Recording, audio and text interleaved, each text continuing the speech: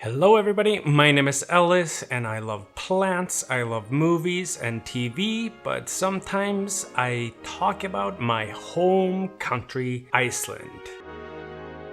So as we all know, Iceland has been a really bopping hotspot for a long time now. Ever since the financial crisis in 2007, 2008, it really put Iceland on the map. All of a sudden, everybody knows about Iceland. So being an Icelander living in North America, I get a lot of questions about Iceland. And I have addressed some of those questions in my video from a year ago. So if you have not seen it, please check it out. In that video, I addressed all the ridiculous questions that I get all the time that I wanted to answer once and for all, so I could just refer to that video. And I run into a lot of people that have visited Iceland or want to visit Iceland because they think it's the most magical country in the world, which we are in so many ways. But one thing that surprises so many people that start asking me about Iceland is when I tell them that I don't miss Iceland at all. But don't get me wrong, I have the most amazing parents. I have the most amazing brothers. I am even blessed with the most amazing extended family ever. And I have some really amazing, great friends in Iceland that of course I really miss, and I would love to see them. I just think they would have a lot more fun visiting me than me going to a country that I don't miss, a country that I don't like, and see how I'm living it up here and why I am so goddamn happy after I moved away from there. There are few things that I miss about Iceland that I can't find here, and they are all food related. If you're here because you have heard about Icelandic food and you're curious about Icelandic food and I'm not covering any of that Icelandic food in this video, please leave me a comment down below and I will answer all of your questions and interest because I have literally tried all of them. My number one food item that I miss from Iceland is Hlöllabátar. It's me putting the logo here. Hlöllabátar is a sub sandwich kind of place, like Subway, except it is greasy, it is sweaty, it is greasy, it is saucy, it is filled with umami, and it's so good, and it's not Subway, it's just pure Icelandic creation. Now Hlöllabátar have started bottling their sauces and sell them at retail. So that's usually the number one thing that I ask my friends to bring bottles of when they come visit me. And I finish them in matter of days because first of all, I don't want them to spoil after I've opened them. And also, I just love that goddamn sauce. Now, most people wouldn't miss Hlöllabátar so much when they have moved from Iceland to a foreign country because essentially Hlöllabátar is not Subway. As I said, it's greasy, it's fatty, it's kind of gross. You go to the Hlöllabátar lineup after you have been partying all night long and you're wasted or not so wasted and you get a greasy sub to take home with you. The magic is mostly in the sauce, and the sauce is basically just mayo with extra steps, similar to the McDonald's secret sauce. It's mayo with extra steps, but it's packed with MSG. The recipe is top secret, but I have been able to bring a little bit of hlölle into my home, something that I now eat sometimes 5 times a week, which is really bad because another umami flavor of my childhood, aromat. This is basically just yellow MSG. It has onion powder in it and whatever. So what I do for lunch is that I toast bread that I find most tastes like Hlöllabátar bread. I fry some bacon, put on some lettuce, and then I spread some mayo on the bread and then I sprinkle this on top. And that's the closest thing that I can get to Hlöllabátar sósa in my home. and that makes me happy. Number 2, Icelandic hot dog. Icelandic hot dogs are the worst kind of hot dogs. They are literally the leftover of whatever meat is available in the place where they make hot dogs. And I don't want to say make meat because that's not how it happens. It's actually terrible. But they shove them into these tiny little tubes and make them into these delicious little things in wide buns that are practically Hawaiian bread, if you've had Hawaiian bread. And then we sprinkle some raw onion on it. And then we put some fried onion on it. And then we put some mayo on it that has been marinated in fried onion, and we call it remoulade. It's also known as remoulade. We go through a lot of extra steps. And then you put the ketchup on, and then you put the hot dog in there, and then we put gray mustard on top because mustard should look gray. And at the end of the day, it's often mostly the mustard that I miss more than the hot dog.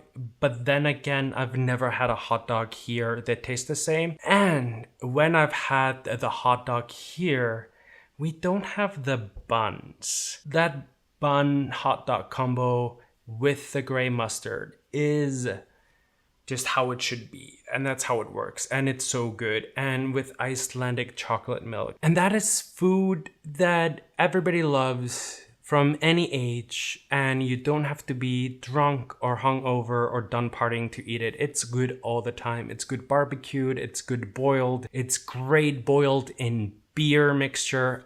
It's just absolutely delicious. And there is no hot dog that I found here that tastes remotely the same. And hot dogs here are always either way too big because they are these fancy sausages that taste way better than they should, or like these tiny little things that don't taste like anything and like we want taste. Well, you know me, I love fast food, and this is Icelandic classics fast food. Number 3. Okay, so this is something that I don't miss all the time, but I miss it when I think about it, and I always miss it when Christmas is approaching. This is an Icelandic pre-Christmas type of lunch, fermented stingray. This is one of the really fascinating Icelandic food items that everybody is interested in and wants to know about. And if you have been in Iceland around Christmas time, especially on the 23rd, you have heard about it, you've smelled it, and it smells gross, and either you love it or you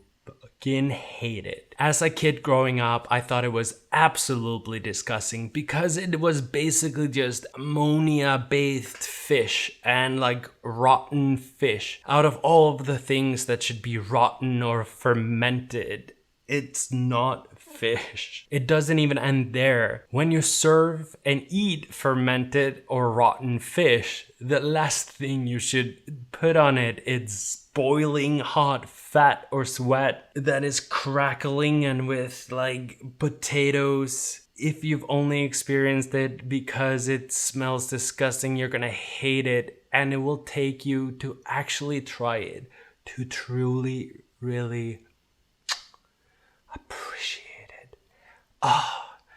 It is fish with so much fat and potatoes that will clear out your throat, clear out your sinuses, and it will tell you that tomorrow evening you will be opening Christmas presents. And it's not the same as fermented shark. Fermented shark is a snack. It's a charcuterie. Fermented stingray or skate is a whole goddamn meal with a boiling hot sweat on it. So good. So good. Number 4. So this is a really brief one. Number 4 is that I miss some Icelandic cheeses. But of course you can find very, very similar cheeses here that are absolutely delicious, imported all over or just from Canada. But there are a couple of cheeses that I really miss for a very particular reason. So I really miss Mexico ostur, which is Mexico cheese, which is basically just a round block of cheese with chili on it, and we call it Mexico cheese. I'm sure it's probably racist. And then there is peppercorn cheese. And those cheeses are so perfect to make heavy and creamy gravies and sauces with for meat. And that's what I really miss. They are delicious on their own or on crackers or whatever, but they are fantastic cooking cheeses. I have, however, been able to recreate the same texture and feel of it for the meat dishes, or whenever I want that gravy slash sauce. I use heavy whipping cream, some Philadelphia cream cheese, and buttloads or however you want to say it, or of variously ground peppercorns, freshly ground peppercorn. Oh, it's so good. Like smothering your meat with cheese or heavy cream cheese is delicious.